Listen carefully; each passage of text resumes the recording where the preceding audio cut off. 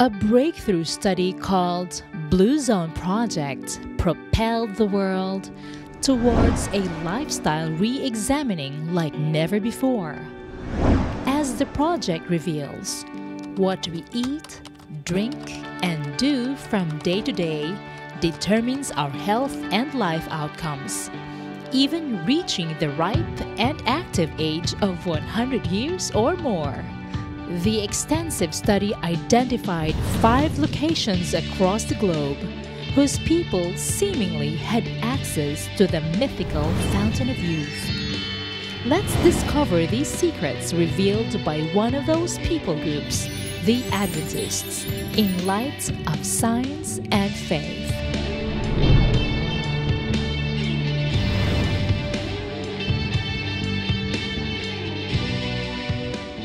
Sigurado ko mga gusto ninyo ang inyong mga timog madugang kalooban. We'll take a very short break and when we return, we'll continue on. There are things do you have in mind that you believe could end your needs and that which first world class care kaya natin ibigay sa mga tao dito sa It is a very better and whatever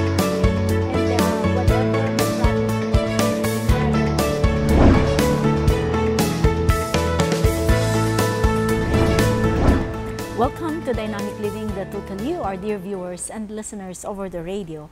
We are actually here in Adventist International Institute of Advanced Studies, Silang Cavite, to be able to present to you our topic today, Living Longer, Living Better. And who wouldn't want to be a centenarian, or who wouldn't want to live hundreds of years and yet be a person who can still be doing things that he or she would love to do.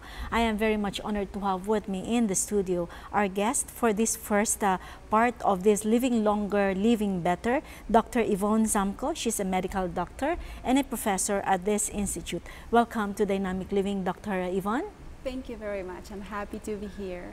Yes, and Dr. Yvonne, we know already that the health life expectancy at birth rate in 2015, as of 2015, is 63.1 years. In other words, if you compare that to years back, wherein the life expectancy is around 60 or maybe around lower than that, we have increased it, and accordingly, every 5 years, you increase the lifespan by 5 years, or the life expectancy, and people would want that. But as medical doctors, we also believe that we are, on a day-to-day basis, we face diseases, disorders. So on your side, on your side, Dr. Yvonne, as a medical doctor, what are the important things that a person should watch out for in order for this person to be healthy? Wow, that is a very wide question. There are many things that a person can do to keep healthy and to have quality of life as well.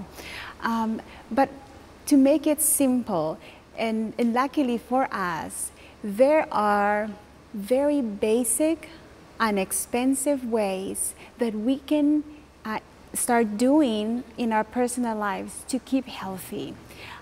So things such as, resting, We'll start with rest if you want to start with rest instead of food, all right? So rest. How important is rest, and what does rest do to our body?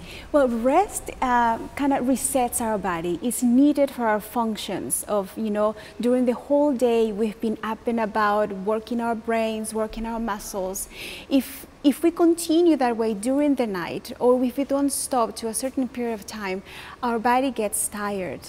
And like anything else that gets tired, it doesn't function well after a long period of time. So rest is very vital to reset our functions, to help our emotions, to clear up our minds, and all of that affects our overall health. Do you believe, Dr. Yvonne, that rest, means or is equated with sleep, and or is it possible that you can rest without really sleeping? Well, rest through sleep is good, because when we sleep, our heart rate goes down, our blood pressure goes down, which is good for our heart, right? But also, it's important to have a rest when you are not sleeping. And what I'm talking about is that rest about from worries, from work, from deadlines. You know, it's good to take a break even when you're in your office. After about 40 minutes of sitting there and working intensely or studying for students or in school, take 10-minute rest. Stand up, go out, take fresh air, boost your immune system, you know, boost your brain, relax yourself, look into nature. All of that is also counted as rest and is beneficial for our life. Yes, and how many hours does, you know, on a regular day a person should have when we talk about sleep, because sleep and rest are sometimes, you know, interchangeably said, you know. Yes. So does it mean that we need 8 hours really of sleep time, or is it possible that, you know, even with a 3-hour or 4-hour sleep time, you can still be refreshed and you can still be able to function? Well, it depends of how old we are. Okay, because a baby and a child is not the same as an adult or an elderly. So it's recommended for a young child, let's say a preschool, to have 10 to 13 hours of sleep is necessary for their health, for their body. But for an adult like us, it's recommended to have from 7 to 9 hours of sleep. In between those, less or more, it was not good for us to have a balance and to empower our health. We are built to have 7 to 9 hours of sleep a night. So anything that is beyond that, because there are people who would sleep the whole day or the whole night doing nothing also, so that can be an imbalance. Yes, definitely. The one reason that is, you know, a common sense reason is like we've been built to move and to produce, to act. And so when our body is used in a lying position most of the day, it affects actually negatively in our metabolism and also influencing our hormones in a different way that would be if we are having a circadian cycle. You know, what I mean with that is a cycle of day and night. So it affects our emotions as well. Even the release of the hormones, right? Yes. It does affect, on a physiological level, it has a great impact on the hormones that we do release at certain periods of time. Yes, it's true. Now, so sleep, rest is very important. What about water? How important is water to one's, you know, being healthy, you know, living longer and being better? Well, water is life for us. And the one reason I say that is because we are mainly 55 to 70% of water from our body weight. Okay, so if I am 50 kilos, 55 to 70% of that is water. That's Only around water. 35 kilos. Yeah. So especially for a young child, an infant is a smaller body, but the content of water is more. That's why an infant, you know, we have to watch out when they get fever or in high weather for dehydration, because they have higher amount of water in their body, so it's quicker for them to get dehydrated. But for us adults, you know, about 60%, it depends of your body weight, your fatty, your fat tissue around, how much water you will have. But you know, in the range 55 to 70%. So think about this. If you have a plant, and if you don't water it for a day or two, it wilts. It wilts. It's the same with us. Water is important as a solvent inside for metabolism. Also, it's important to give us volume, you know, for balance and many vital physiological mechanisms that provide, you know, health to our bodies, to our health, to our mind, you know. If we are not well hydrated, our mind gets dull. We can't think, we can't concentrate, we become lethargic, our skin is dry, which is not good for aging, right? Yeah. We want to look healthy longer, but also look not as wrinkled. And so water plays a good role on that, as well in our digestive system. You know, the gastrointestinal system, if it's dry, it's very hard to smooth out the process. And then we end up with constipation, which at the end, if it's chronic, can lead you to polyps, which is a seed for cancer in some, and many other things that you can think of water. But, you know, sometimes people, if you look around us, you know, people aren't really that water drinkers. They replace it, you know, they find a replacement for water. Sodas, juices, coffee, tea, and a lot more. Well, would you say as a medical doctor that that would, you know, be healthy for that particular person? Do you mean to replace water for juices because or soda or pop? because you remember, you see, sometimes you ask them, how many glasses of water do you drink? You'll be surprised, I only drink 2 glasses. But what do you drink the entire day? Okay, and you see cans and bottles of all these soda and juices. Will that be good enough? No, it is not good, because as I said earlier, water is a solvent. So it has to be clean, pure water to actually work with our physiological system. If we add, let's say, we already know the pop and coffee, all of those have very much calories in it, like sugar and other components that are not good for us. So we will not even go there, because those are not really to compare with pure water. But let's say 100% pure juice, okay, fruit juice. Even that, even though it's good to have about, you know, 8 ounces of fruit juice, is good for us because it will give us the nutrients that a fruit will give us concentrated in the juice. We cannot replace it as water. Why? The one reason is because the fruit juice has calories in it. So if you're watching your weight and your diet, that would not be good for you. No, because in essence we are just putting more calories with less water content in our body to help with the digestion, to help with the metabolism that is needed to break down all those big molecules into smaller ones to produce what we need. So we get dehydrated, we get clot up, and so no. If our body needs pure water. And how much water does the body need on a day-to-day basis? Like, for example, on an ordinary day like this, where it's kind of cold, you know, outside, and you are not so active, you're just sedentary in the way you do things, how much would be good enough for this type of individuals? In 24 hours, our body is known to use about 40,000 cups of water, okay? And uses that water to recycle around the body, you know, to use it in metabolism and physiological functions. And during that process of recycling the water, plus metabolism, and considering also the environment where we are, if it's hot or not, in that process, in 24 hours, we lose, or the body uses, about 6 to 10 glasses of water. So in the form of, you know, you excrete in the that, form urine, of, you know, breathing, sweating, you know, urination, you know, those are the ways that we release our body water, okay? And so if it's 6 to 10 in average waters that our body, cups of water that our body loses during 24 hours, it will be, you know, automatically reasoned that we need to replace. Our body needs, for daily functions and good balanced health, we need to have at least, it's recommended 6 to 10. It depends if you're smaller, again, remember your body size and age. But for an adult, 8 to 10 cups of water a day. For a child, 6. And that would be good enough for us to sustain us on a day-to-day basis, right? Yes. Now, on top of water, sleep and rest, you know, diet is also very important. What are the things, you know, the guidelines that we need to understand when we take in something for nourishment?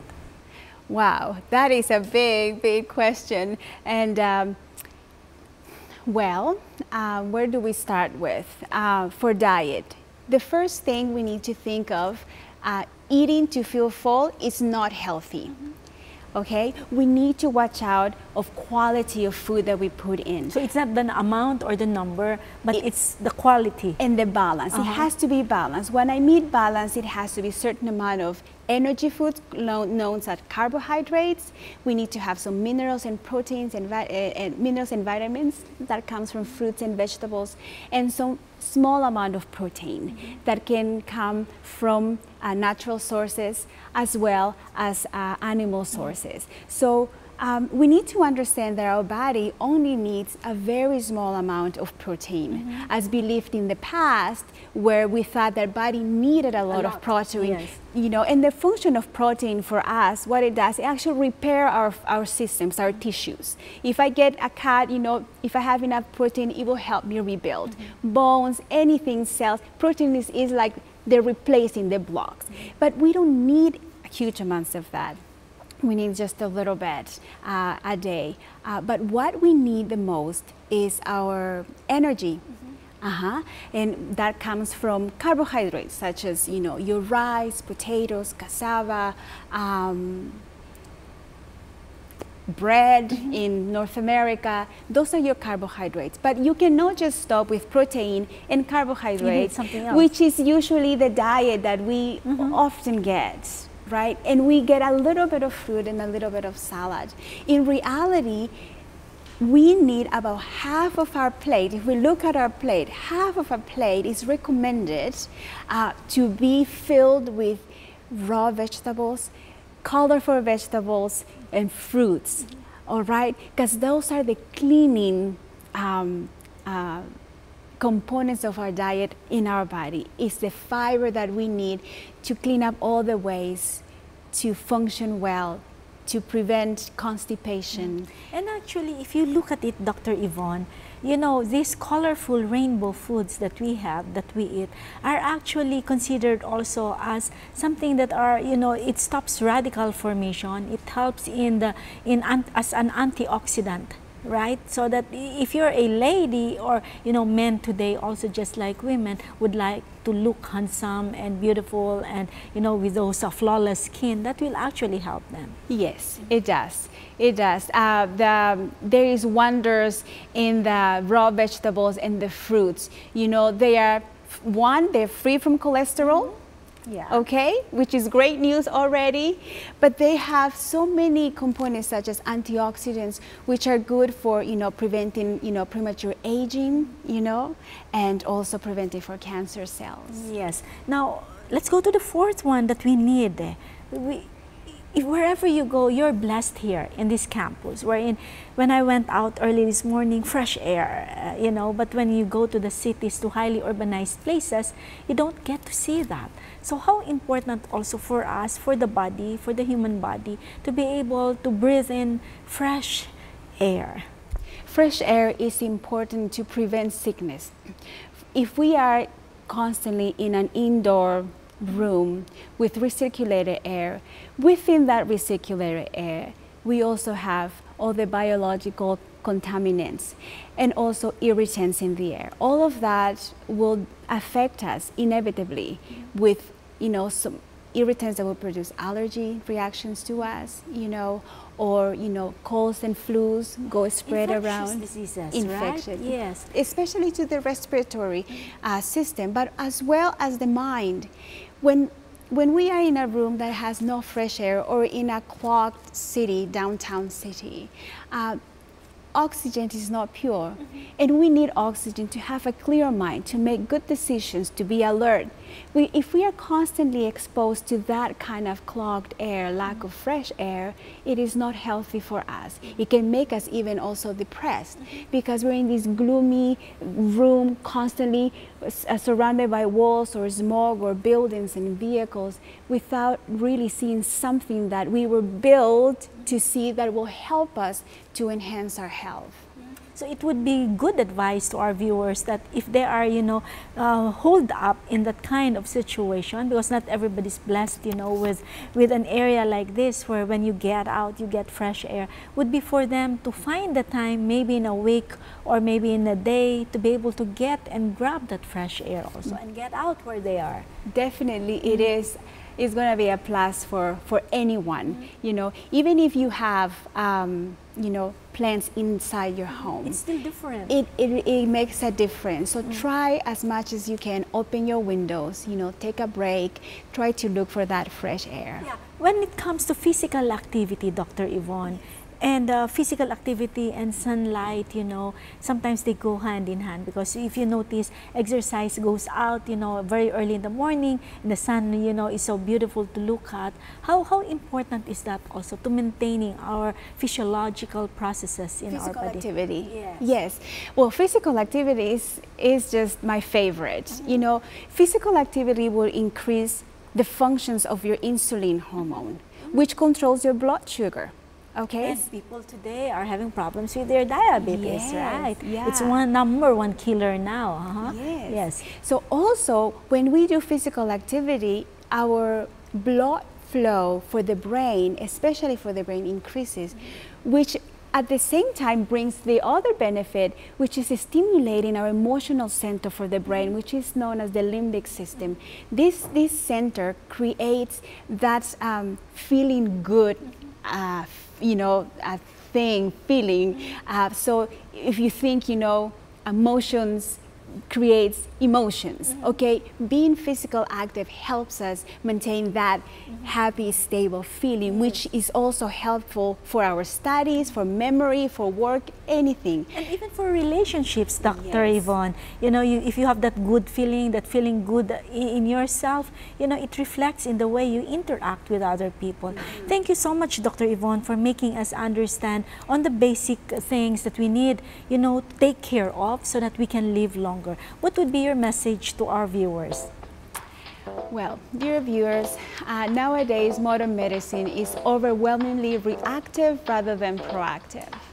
We should take, more emphasis on prevention. You have heard of all the simple things our body needs, such as water, rest, physical activity, and all these things are inexpensive and are very available to us. So I encourage you to please take control of your health.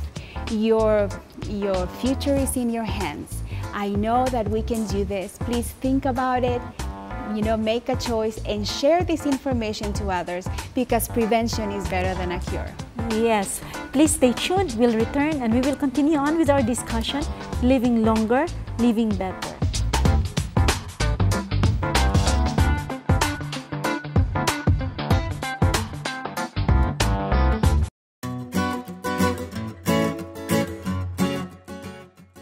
Sa akin lang po, yung gusto natin yung pangangatawan natin, siguro kakain tayo ng healthy foods, yung gaya ng isda at saka mga gulay, at saka hindi siguro tayo magpupuyat, at saka hindi magsisigarilyo. When it comes to yung parang tawag natin dito, pampahaba ng buhay, babalik tayo sa traditional na sapat na tulog, ehersisyo at ng mga gulay at yung mga organic mga pagkain na gano'n. Sa amin po, yung trabaho namin, first is yung exercise. Yung exercise po. Tapos, yung pananaw mo sa buhay na palaging positive yung iniisip mo. Tsaka, sa lahat ng huli, laging smile lang. Opo, dahil hindi naman ako nagsisigarilyo at saka nagiinom po eh. At saka, yung talaga kumakain ng gulay at saka yung isda po.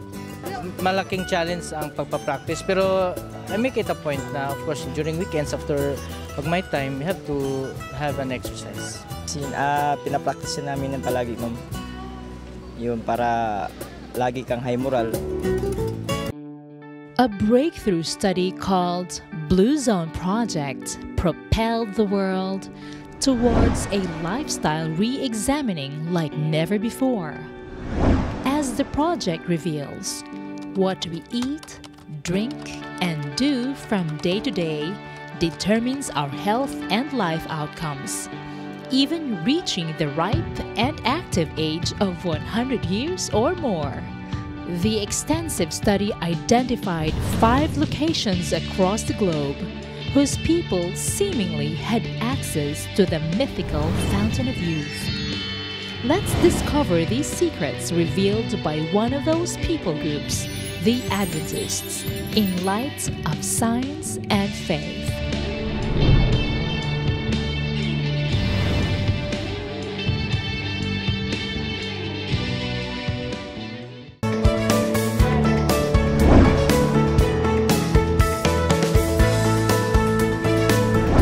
Welcome back to Dynamic Living the Total You with our episode, Living Longer, Living Better. So dear viewers, during the first segment or first part of this episode, we were discussing about the physiological needs of a person and how that person can be healthy. But this time around, we have here with us as my guest a nutritionist as well as has a doctorate in public health, Dr. Eliza M. Buriri. Welcome to Dynamic Living. Thank you so much, Dr. Jean, for inviting me to your show. It's my pleasure to be here. Yes, and I know that you are a nutritionist, so we will be talking about food and diet, of course. Yes. And if you notice also, Dr. Eliza, fast foods abound. You can just, easily get instant food wherever you go. If you want to eat fast, you're on a fast-paced life that is very easy for you. So how can it impact the way we live today? Yeah, thank you so much. Like you've just said, fast food and you're having a fast life, it also means a fast death. You're accelerating, you're moving at an accelerated pace towards your death when you're eating this fast food. No, even though they are now very rampant, they are convenient, but it will also make you die conveniently and fastly.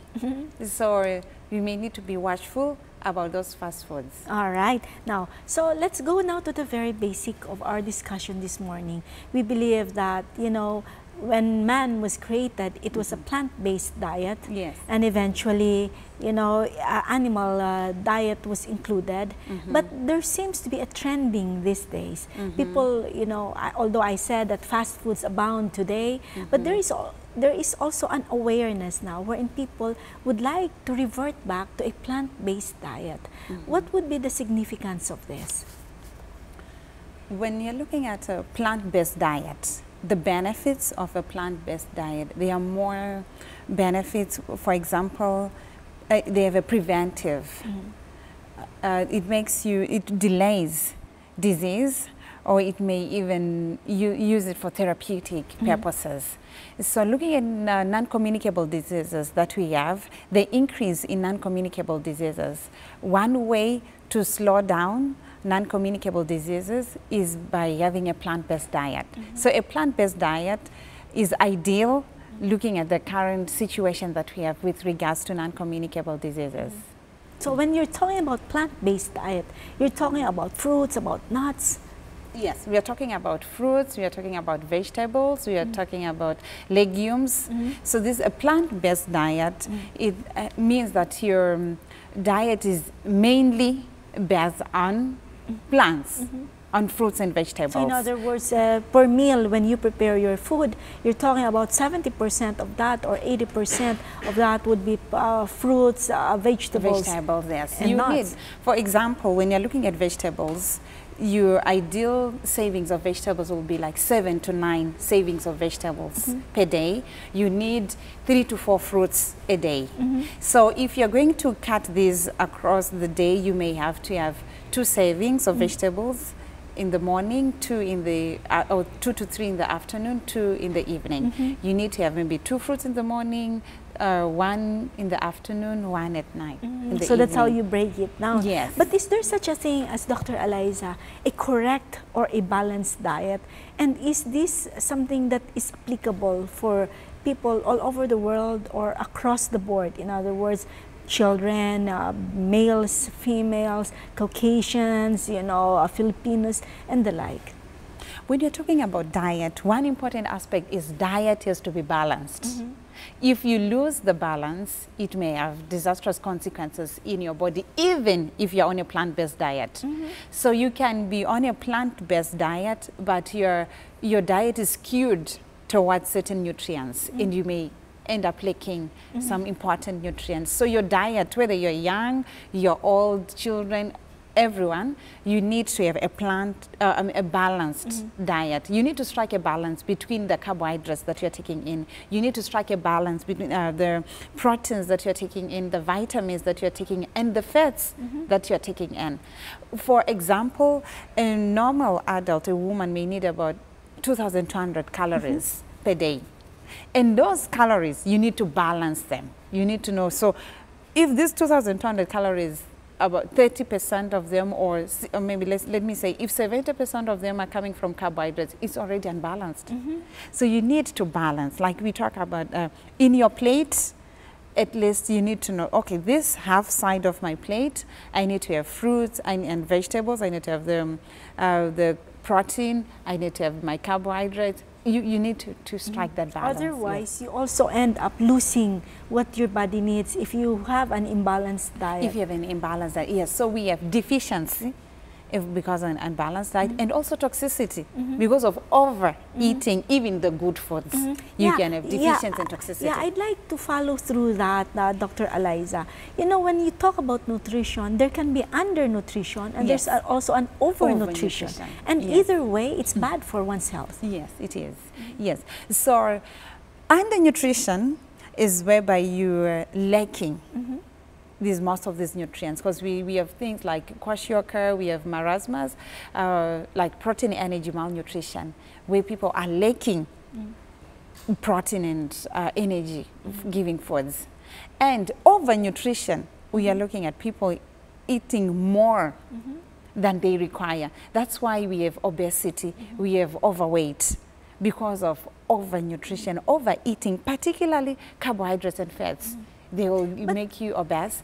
And overeating of vitamins. I may give you an example of vitamin A. Vitamin A can be toxic. If you get eating a lot of vitamin A, it becomes toxic to your body. If you are eating, so even the good things, they become toxic. But there are also people who may not look big, so they are not considered as obese, and yet they are also suffering from overnutrition, right? Yes, they may be suffering from overnutrition with regards to eating the other things that are good, but they're eating them more than they are required.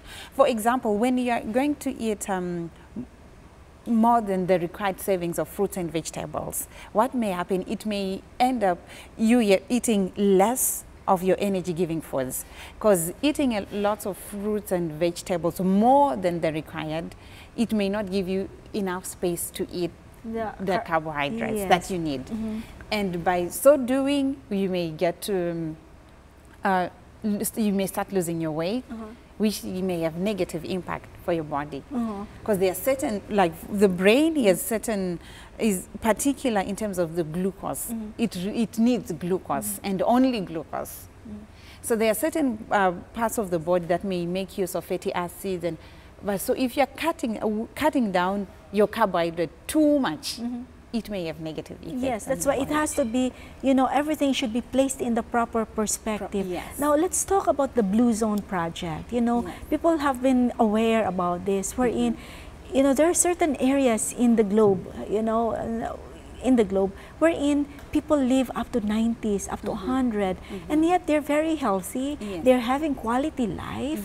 Unlike our concept wherein when we reach the age of 70 or 80, we wouldn't want to be like that because we're afraid that, you know, we wouldn't be able to walk, we wouldn't be able to see things, you know, clearly and brightly. We won't be able to perform things as we should be performing. But this Blue Zone, you know, that we hear of, is there's a difference here. They are centenarians, and yet they're really able to pursue what they have enjoyed doing the past years of their life.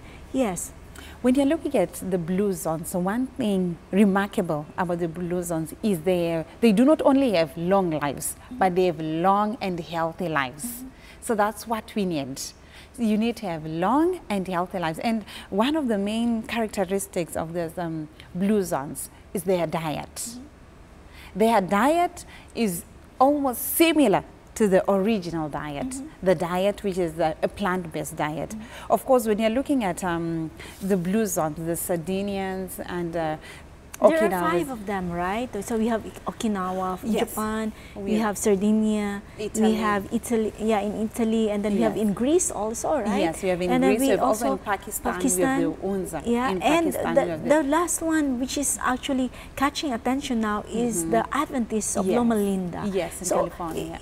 When I read through that, you know, through their diet, you can see that like the Sardinians have sourdough, you know, and the Okinawans has more of 85% of their diet is on carbohydrates, things like that. So what's in their diet And though these diets differ in some ways, and yet they achieve the same goal.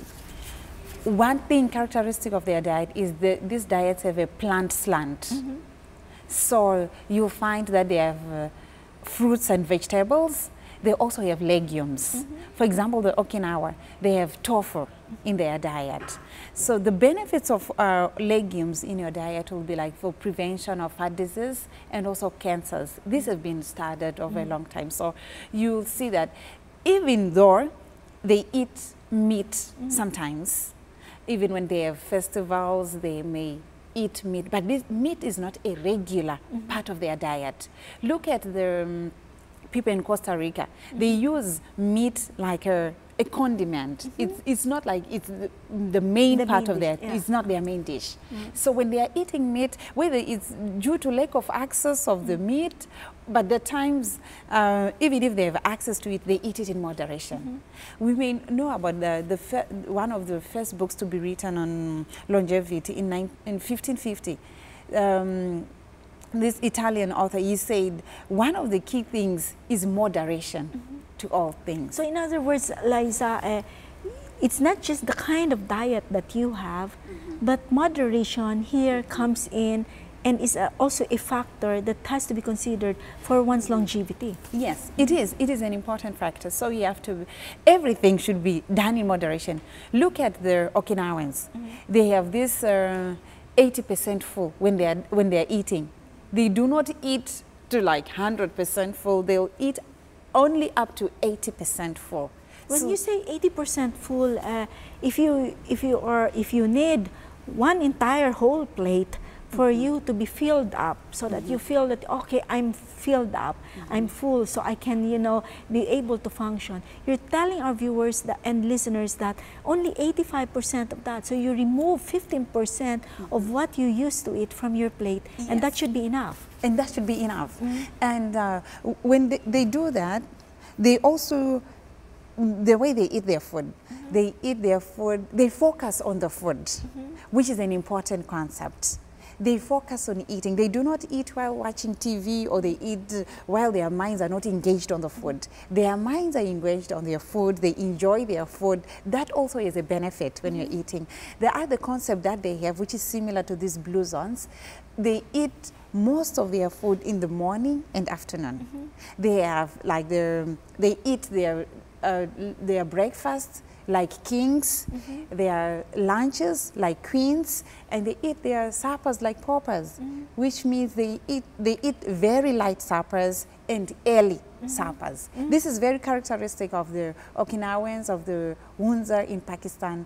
For the Hunza in Pakistan, maybe by 5, before it gets dark, that's when they eat their last meal. So it is important, and this is a trend among these blue zones. Maybe most likely the reason why they do that is so that digestion can happen, you know, at the time that you're still awake and not when you're about to lie down and sleep, and it will actually have impacts on the way our body will process that also. Yes, you'll need about maybe 4 hours after you've eaten a meal before you can go to sleep. So if you want to sleep around 8 to 9, for you to have the 8 to 9 hours of sleep, so it means if you're going to sleep at 8, it means that you may need to eat around 4 or 5 in the afternoon. Yeah, but you're still in the office at the time. That, unless you eat something very light. Yes, because your supper has to be light. Your supper has to be light. You still need, let's say you at the 8 to 9 servings of vegetables that you want per day, you say, I will take 2 servings of vegetables at night. So you just prepare a salad and a fruit at night, and you go to sleep. But then there's a difference. If you notice in our culture, dinner seems to be like a feast. Yeah. Because that's when everybody, you know, is at home, nobody's working, and, you know, you can take the time to stay in the dining table for an hour and just eat and discuss things. That's very even similar to our African culture. The dinner is like the biggest meal because everyone is there, and that has been the challenge that I face when I promote the light suppers. So people ask me, so how do we get to change this? Because I tell people that you need about 1/3 to 2/3 of your calories on breakfast.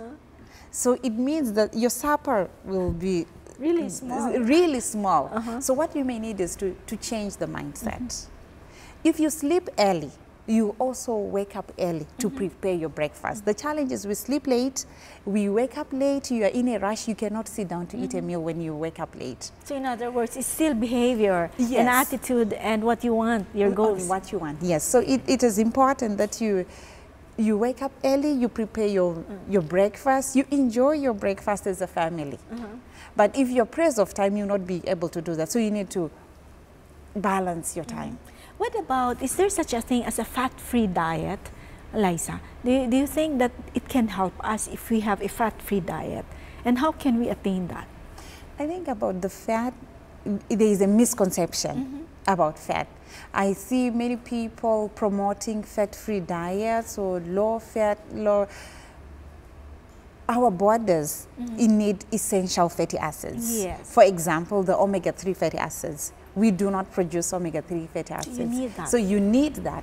So if you are cutting fat totally from your diet, you're depriving your body from the, when you're looking at the omega-3 fatty acids, they're required for your heart, they are good for your brain.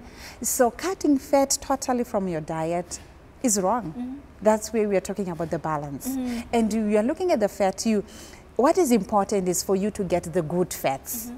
There are bad fats, looking at the saturated fats, but the polyunsaturated fats, the monounsaturated fats, they are good for your body. This we find from things like avocados, things like nuts, different type of nuts. They'll give you. You may find a quarter of a nut, a quarter of an avocado can give you about 220 calories. Compared to a fat-free cookie, which is 120 calories. But this fat-free cookie may be loaded with sugar. It's not only loaded with sugar, it's loaded with other additives, which are wrong for your body. So what you need is to get the good fats from... In other words, Liza, diet is as important for one to be able to live a very healthy quality life. Yes, diet is very important. So it is up to you. You know, for a long life, they say genetics, they make up only 25%. 75% is on your lifestyle, your choices. And the bulk of these choices are around the food that you eat. I like what you said. Genetics will only play so much. Yes. It's really your choice of how you would want to live your life that is more important. Yes. Thank you so much for joining us here in Dynamic Living. What would be your message to our viewers? My message to the viewers is you have the responsibility to take care of your health through the things that you eat. You are what you eat. May you choose to eat healthy food. God bless you. Thank you so much. We'll take a very short break, and when we return, we'll continue on with our discussions here on Living Longer, Living Better. Please stay tuned.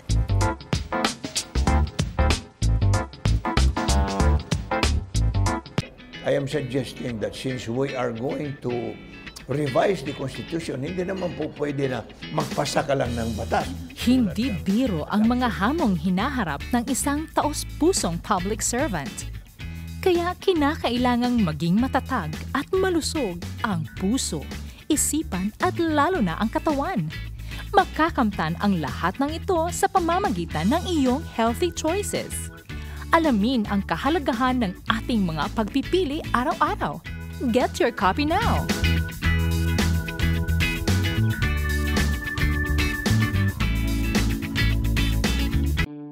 A breakthrough study called Blue Zone Project propelled the world towards a lifestyle re-examining like never before. As the project reveals, what we eat, drink, and do from day to day determines our health and life outcomes, even reaching the ripe and active age of 100 years or more.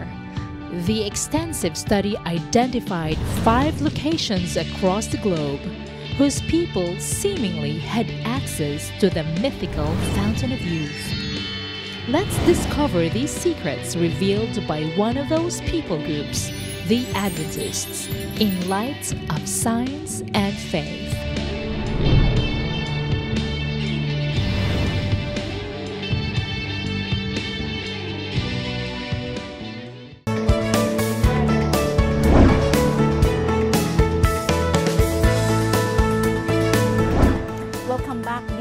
viewers and listeners to our episode here in Dynamic Living the Total You, right here at the Adventist International Institute of Advanced Studies.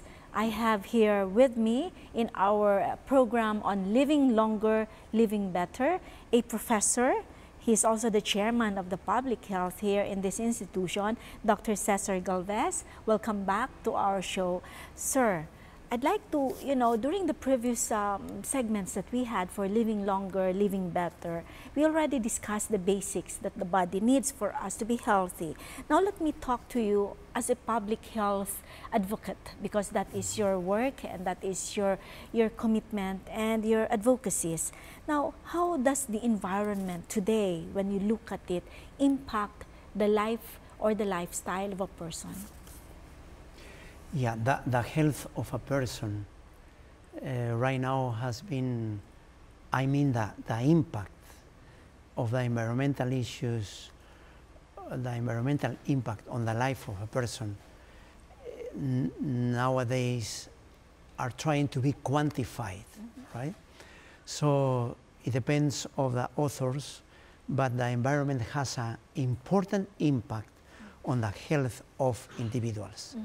So it's not only the choices we do, but it's also the environment in which we live. Which, if you see pollution is one, and we can also see changes in the climate that we have.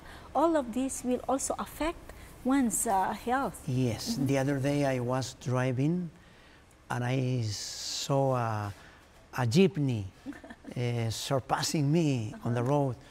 And after that, he threw it on me, a lot of smoke, so dark.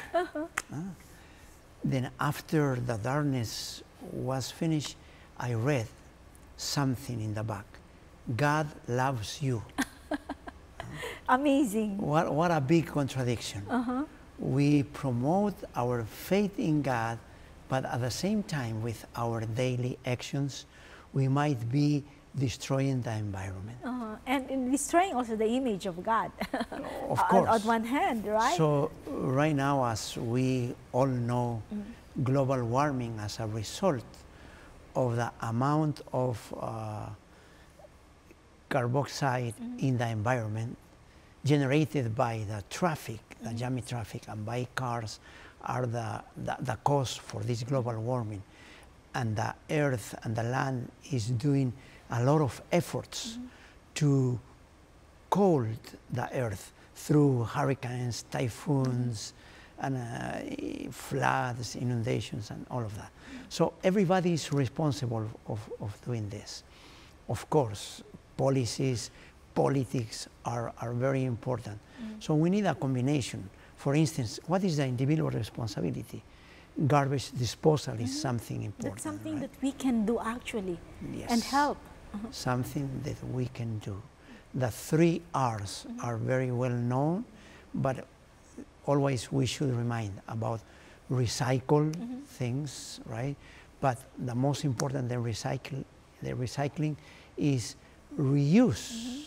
And more important than reuse is reduce, right? Reduce, reuse, and recycle.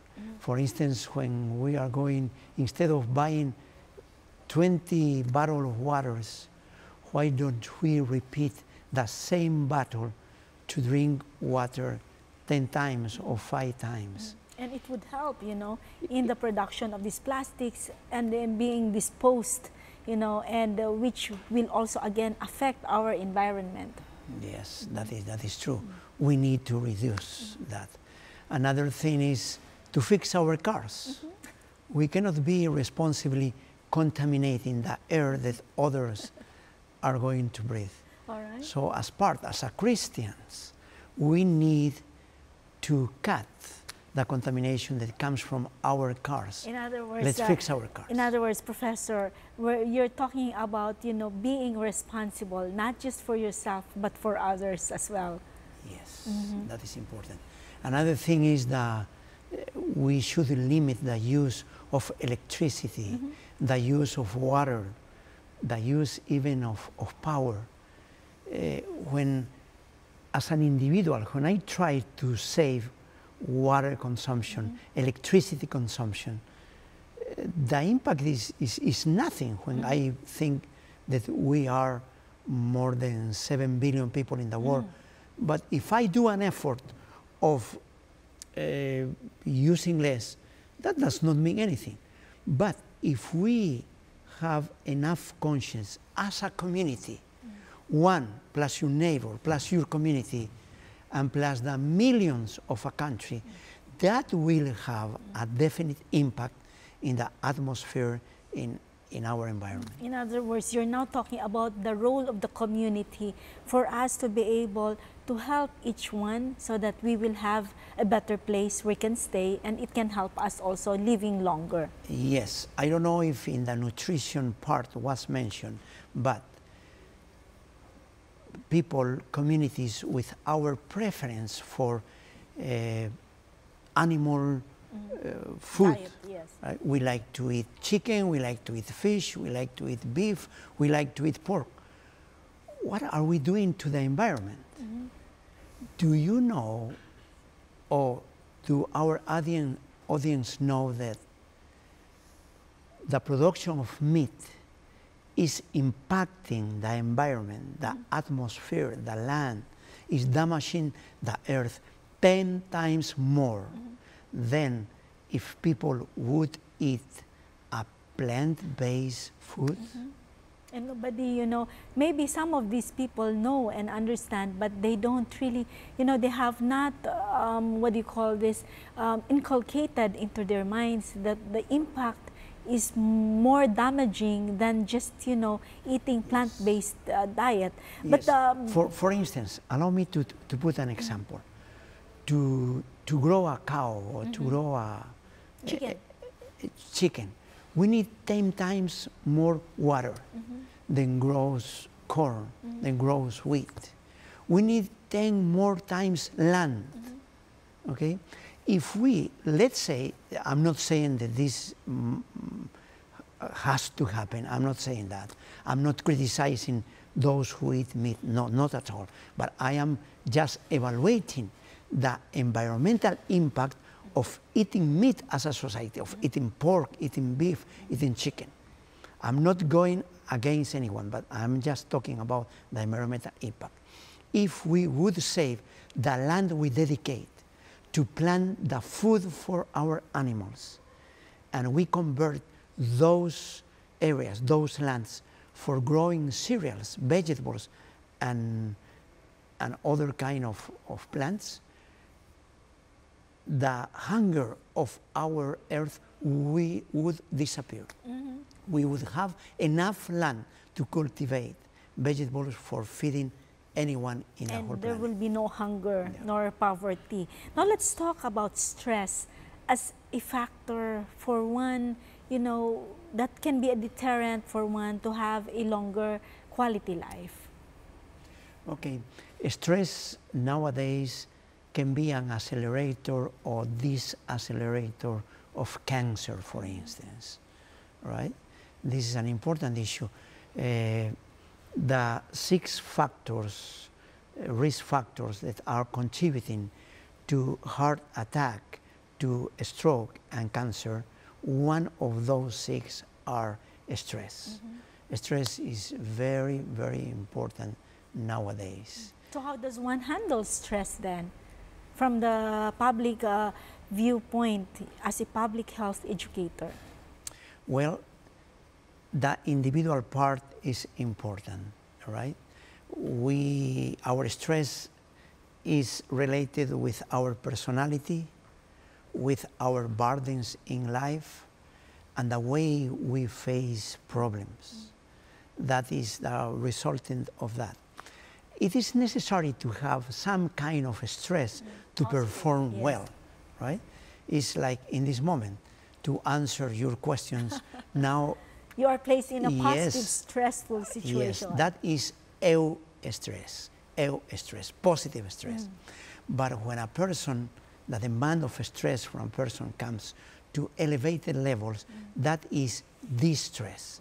That distress, the stress that lasts for a long time, is very damaging for the body. So it's important, first of all, to know yourself, what kind of personality you are. If you are a type A1, right, you are more prone to be stressed than a personality type B, like a soap or like a sponge, right? Soap is going to live longer. Personality like soap is going to live longer.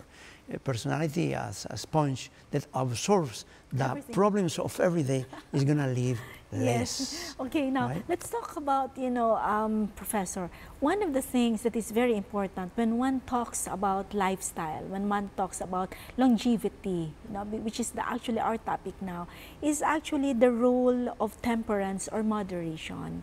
How does it, impact one's desire to live a very good quality life?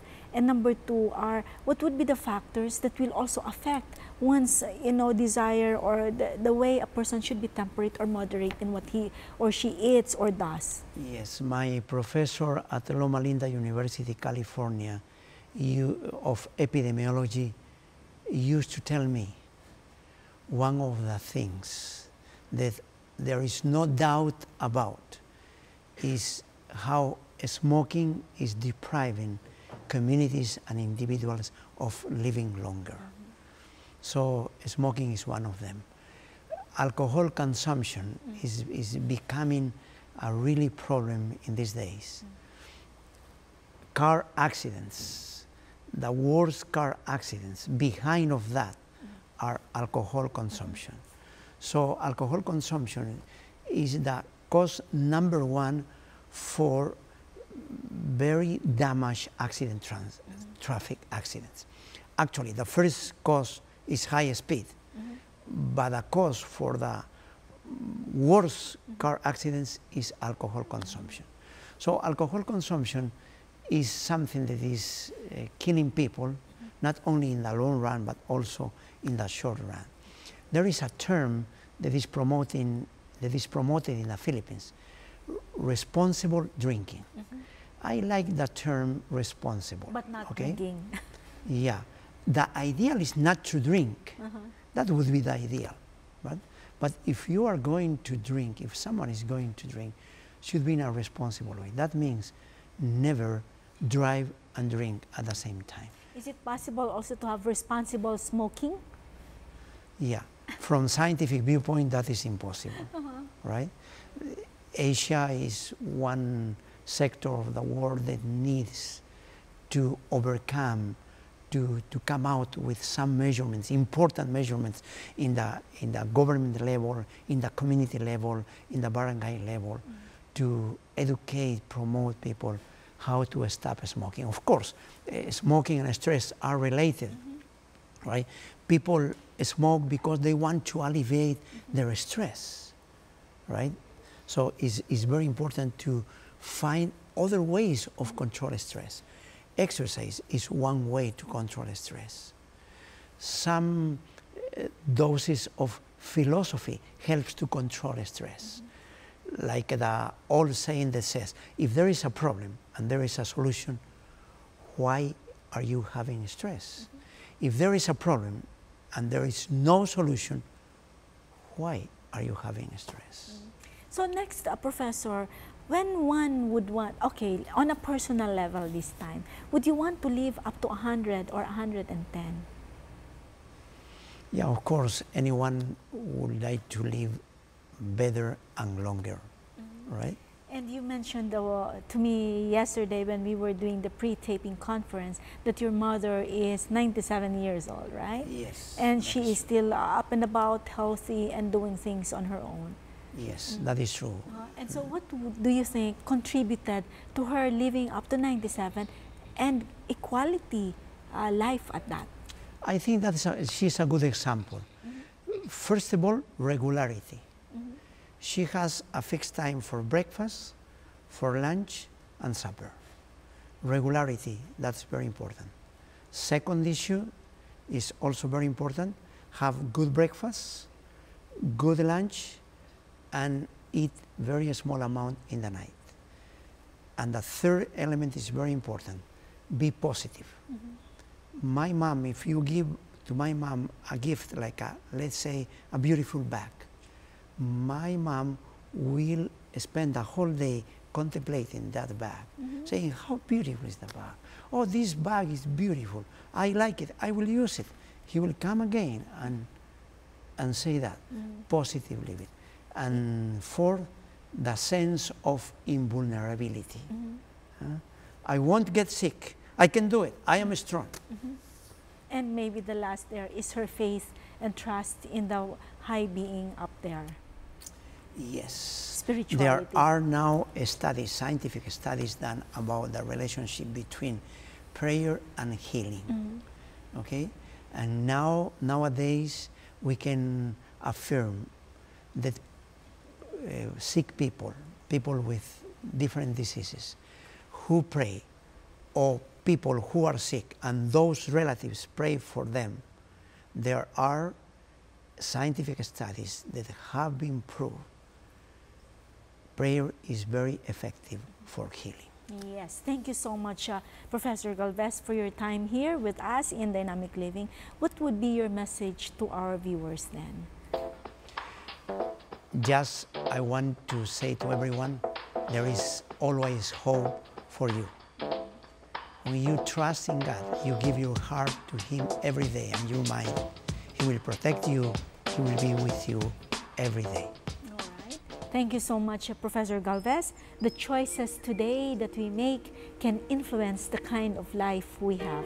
If we want to live longer, we need to be able to do things right now, start it at this very moment, so that we can have quality life at the end of the day. Even in Galatians 6:7, it says, a man will reap what he sows. So kung ano po ang ginawa natin sa ngayon pa lang, ay aanihin po natin yan. Magandang araw po sa ating mga. Dynamic living, making the best of you on fire. Dynamic living, sharing the faith, we're giving the love and bringing the total you. If you have been blessed by this program, share hope and help us continue to bring hope everywhere. Send your donations to South Philippine Union Conference through any of the bank details shown here.